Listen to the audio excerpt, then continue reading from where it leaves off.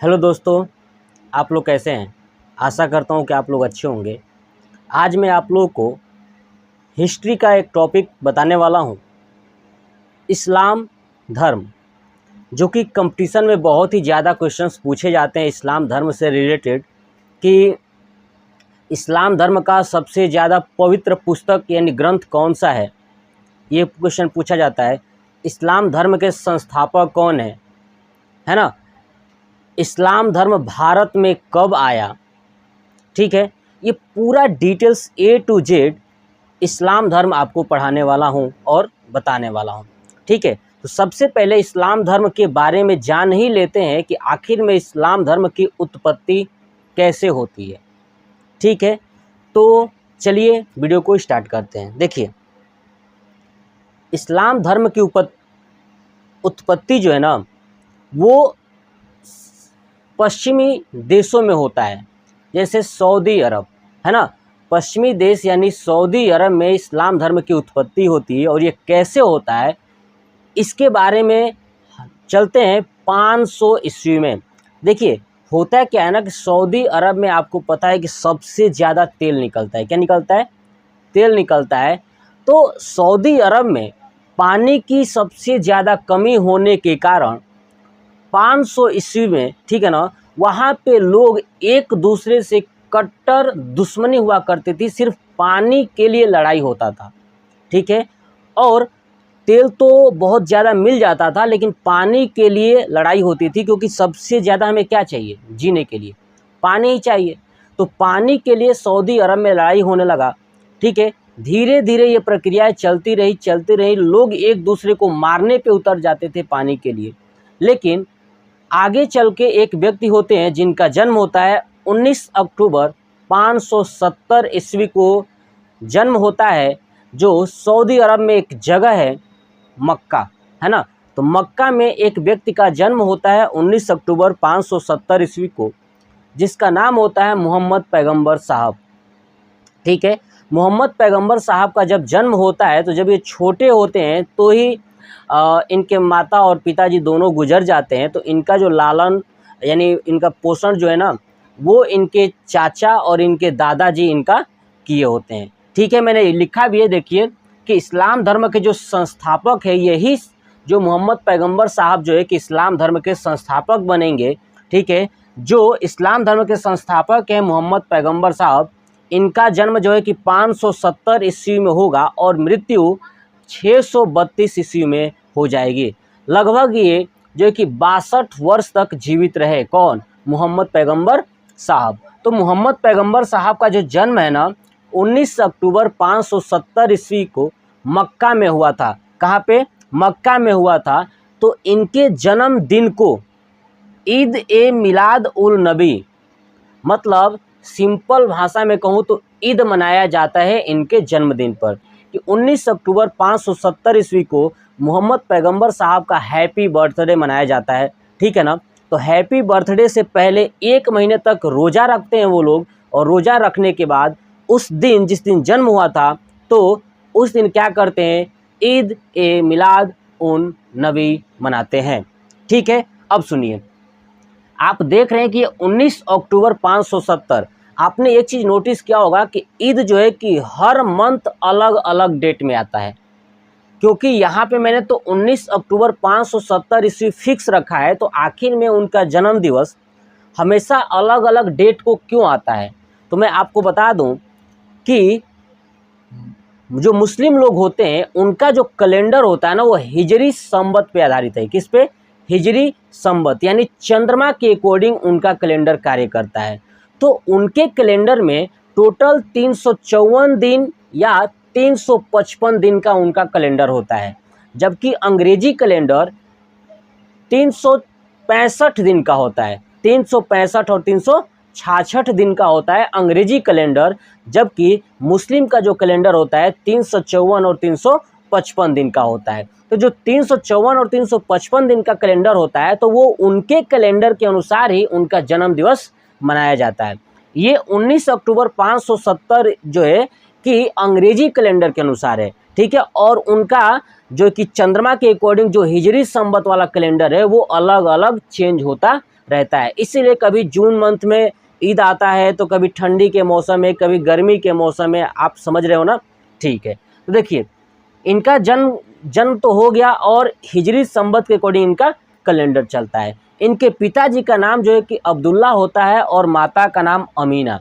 क्या होता है? पिता का नाम अब्दुल्ला और माता का नाम अमीना। जब ये 25 साल के होते हैं तो एक महिला थी जो 41 वर्ष की थी, जिनका नाम था खदीजा।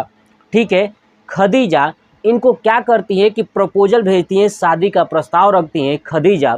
ठीक है, जब ये 25 साल के होते हैं तो, और महिला होती है 41 साल की, यानी 41 ईयर्स की होती हैं, खदीजा नाम की, जो इनको शादी का प्रपोजल भेजती है, और ये उससे शादी कर लेते हैं। क्या करते हैं? शादी कर लेते हैं, शादी कर लेते हैं। ठीक है, ध्यान सुनिए, विवाह जो है कि खदीजा नामक 41 वर्ष से, और वो जो खदीजा होती हैं वो विधवा होती हैं, है ना, उससे क्या करते हैं? ये विवाह कर लेते हैं। उसके बाद इनकी एक पुत्री होती है जिनका नाम होता है फातिमा। तो फातिमा का विवाह जो है कि एक लड़के से करते हैं जिसका नाम होता है अली। क्या नाम होता है? अली, जो कि इनका दामाद बन जाता है। ठीक है, और अली का भी एक पुत्र होता है जिसका नाम होता है हुसैन। क्या नाम होता है?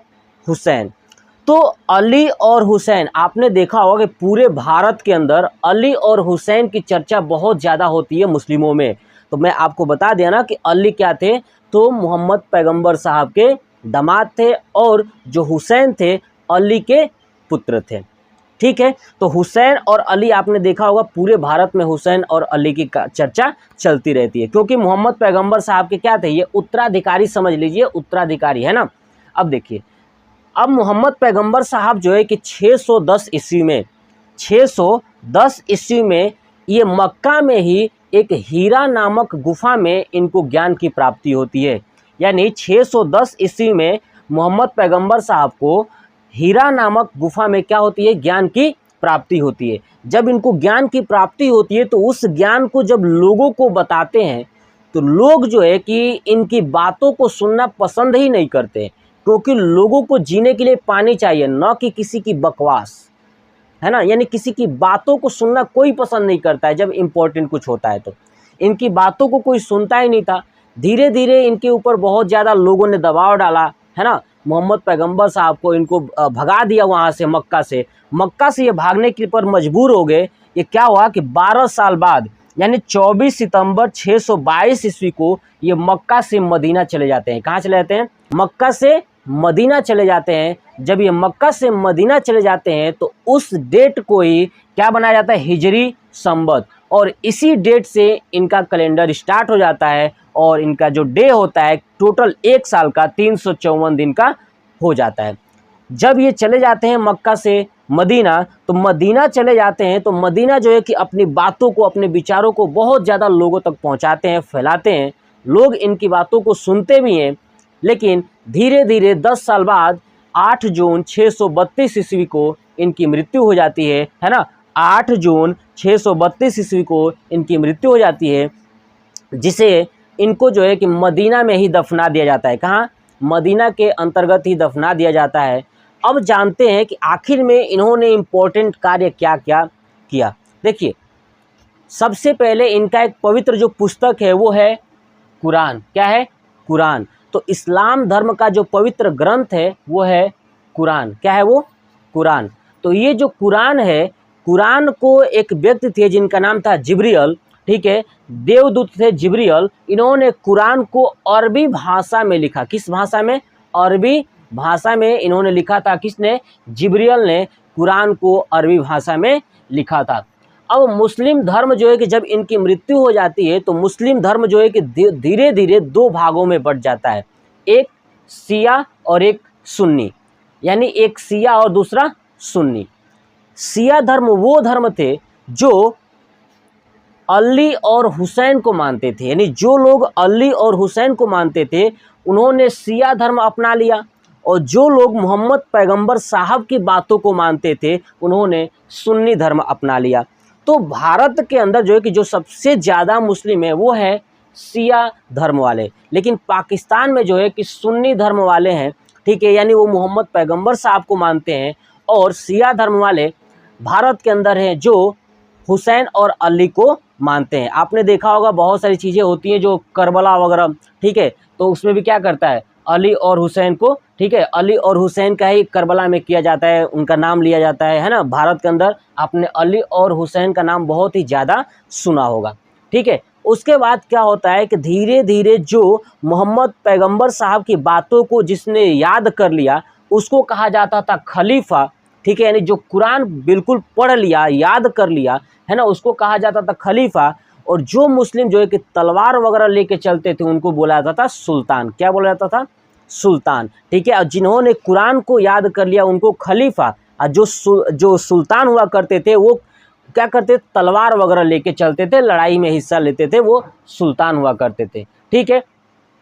अब जो इनका जो मोहम्मद पैगंबर साहब के जो दामाद थे अली, उन्होंने भी अपने विचारों को फैलाया। इन्होंने क्या किया कि मोहम्मद पैगंबर साहब की बातों को कॉपी किया और तोड़ मरोड़ के अली साहब ने पेश कर दिया लोगों के सामने। तो लोगों को मोहम्मद पैगंबर साहब की बातें ज़्यादा अच्छी नहीं लगती थी, उतना किसका लगता था?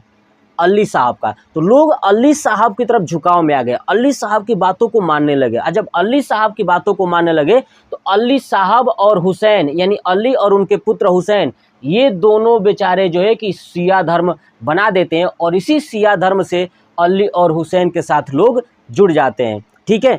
अब देखिए अली और हुसैन, अब लोगों को इतना ज़्यादा गुस्सा आता है कि अली और हुसैन दोनों की हत्या कर दी जाती है।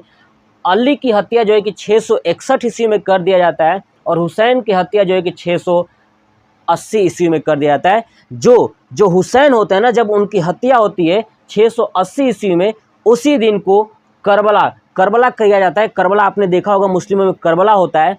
करबला एक जगह है जो कि मक्का में है। कहाँ है?